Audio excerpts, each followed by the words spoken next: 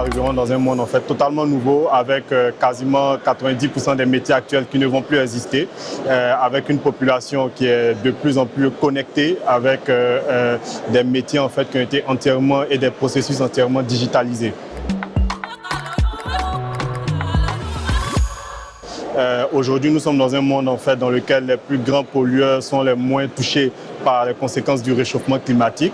Donc j'espère un monde en fait, totalement apaisé à ce niveau-là. Donc égalité sociale, économique, égalité environnementale et paix un peu partout. Une prise de conscience en fait partagée déjà sur le diagnostic, sur l'état de fait que nous sommes en urgence climatique, sociale et démographique. Ensuite, à partir de ce moment-là, en fait, on peut trouver des moyens que toutes les communautés en fait, puissent en discuter, comme ça a été fait après la guerre, etc. Donc je pense que c'est d'abord la prise de conscience, après les actes en fait, vont suivre assez facilement.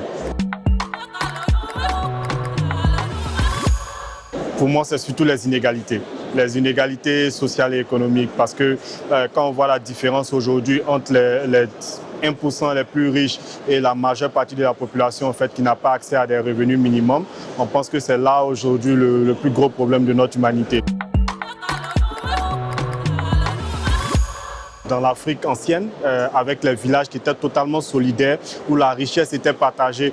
Ce n'était pas le communisme, mais c'était en fait un partage de richesse en fait, qui était assez intéressant en fait, entre différentes communautés.